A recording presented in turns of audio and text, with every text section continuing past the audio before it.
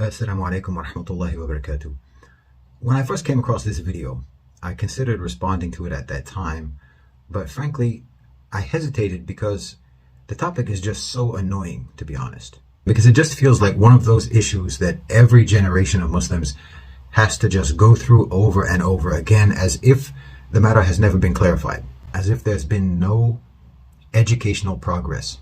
But then, precisely because this is that kind of issue that every generation seems to have to pass through on their way to maturity and knowledge, I thought it might be potentially useful to address it. So I'm just going to play the clip and pause throughout to respond. Are we required to obey the rulers today as Muslims, considering that the rulers are tyrants, they torture people, kill people, they steal everyone's wealth, they collude with foreign nations against their own people? Most importantly, they rule with other than what Allah has revealed. Okay, stop.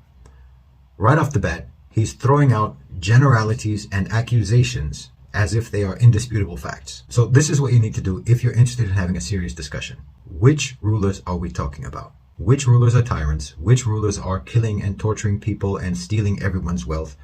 Which rulers are colluding with foreign nations against their own people? And which are ruling by other than what Allah subhanahu wa ta'ala revealed? And each one of these allegations has to be substantiated. And I mean substantiated in terms of both proving that the torture and killing and theft and collusion are factually taking place, but also in terms of proving that none of this is justified on the basis of national security or providing for the general welfare of the society. Now, with regards to ruling by other than what Allah subhanahu wa ta'ala revealed, that is a complex discussion.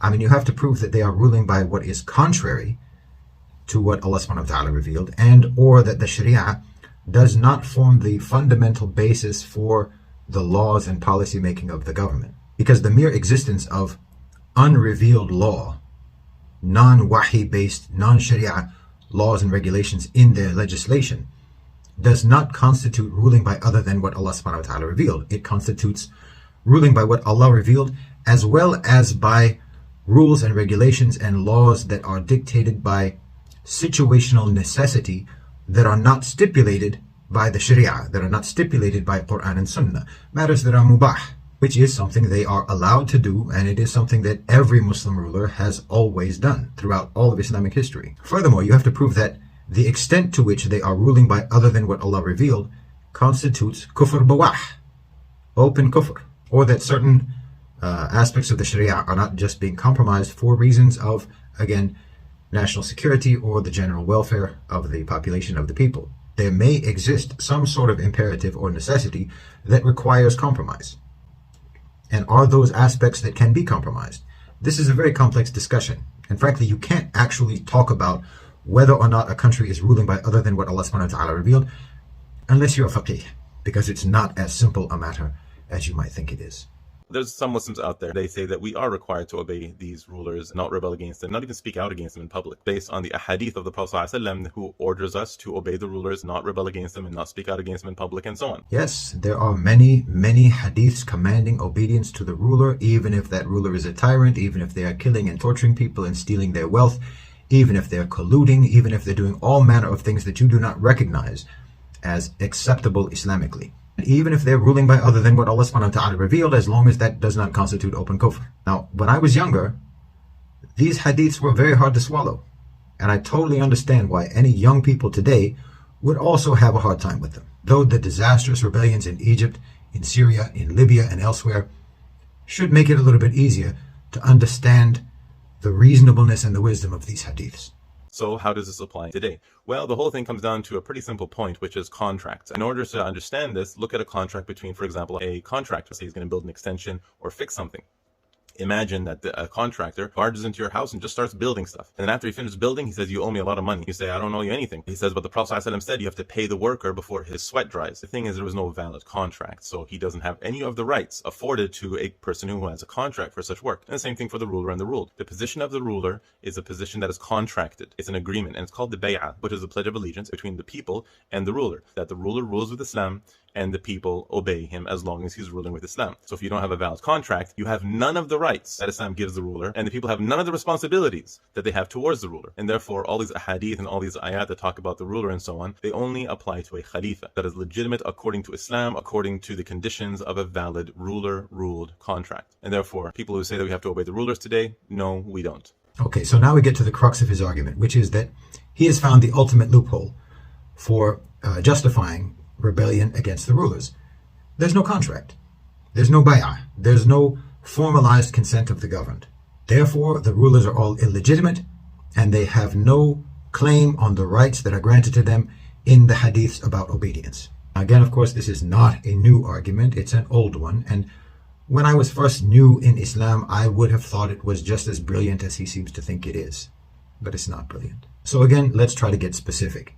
He is alleging that the Muslim rulers have no bay'ah, no formal consent of the people to govern. Okay. Which rulers? There are about 190 Muslim majority countries in the world. So which countries are we talking about? And which rulers? The Muslim majority countries that have the largest Muslim populations in the world are Indonesia, Pakistan, Bangladesh, Egypt, and Turkey. Those are all officially democracies, and mostly functional democracies, with the exception of Egypt and currently Pakistan. But we'll get back to that later. So in these countries, with the largest Muslim populations in the world, they literally elect their rulers by democratic process.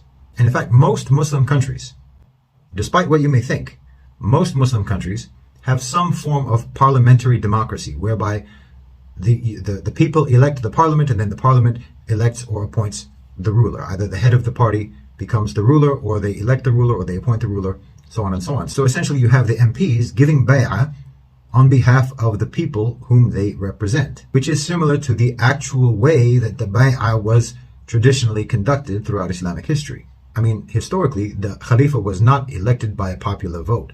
He was selected by, for example, tribal leaders or other influential members of the Muslim community who would give bay'ah on behalf of the people. This group of people who gave the bay'ah were known as the Ahl al-Hal wal-Aqd, the people who tie and untie, or who bind and unbind. And it just means the most powerful, influential, elite members of the society. So yes, you can say that in these countries, in the majority of Muslim countries, the rulers do possess the necessary consent to rule. Now, if you're talking about Muslim countries that have monarchies, like say Morocco or Jordan, where the king does still have considerable power, he doesn't have absolute power. You still have elected legislatures. And the king and the royal family, the monarchies generally, in Jordan and in Morocco, in Brunei, for example, they have the support of tribal leaders, industrialists, powerful business people, and other influential players in society. In other words, they have the support of what could be called the Ahl al-Hal wal-Aqd in their countries. In the Gulf countries, like Saudi Arabia, like Qatar, like the UAE, the ruling families absolutely have the support of the largest families and tribes in their territories, and they do literally receive bay'ah from them. Now, what he's talking about, this sort of stereotype of the, imposed dictator ruler in a Muslim country, that maybe only accurately applies to countries that were Muslim majority countries that were formerly part of the Soviet Union, like say Uzbekistan, Kazakhstan, Azerbaijan, and so on, where there is pretty purely autocratic rule. However, you can be certain that even in these countries, those rulers have the endorsement of the most powerful, influential corporate, business, military, and intelligence components of the society. The most influential and powerful players in their countries support the ruler. Which brings us back to Egypt and Pakistan, where democratically elected rulers were overthrown. Mohammed Morsi in Egypt, and more recently in Pakistan, Imran Khan. Arguably, in both Egypt and Pakistan, the Ahl al-Hal wal-Aqd is the military. And they appointed who they appointed.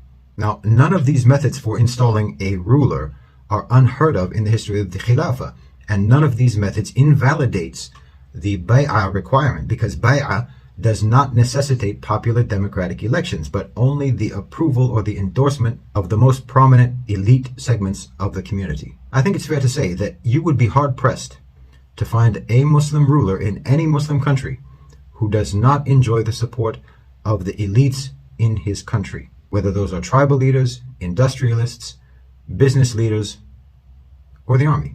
It's kind of an awkward conundrum for these Khilafahist type people, in that they insist that Khilafah is the only valid form of government and that democracy is kufr, but then they usually find themselves arguing for Khilafah on the basis of democratic legitimacy.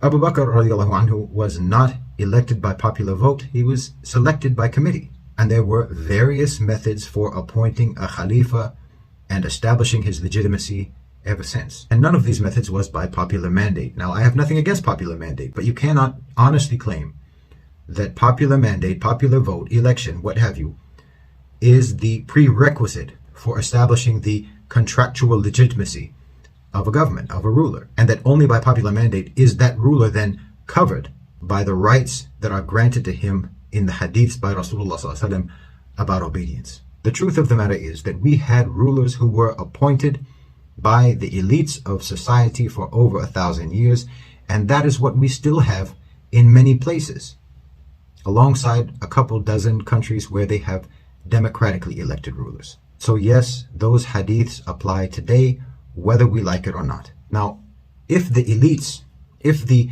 Ahl al-Hal wal-Aqd of our societies who are appointing the rulers, if those people are corrupt, that's a separate issue, and perhaps it would be more useful for you to try to address that issue rather than rebelling against the rulers. Jazakumullahu khairan wa assalamu alaikum.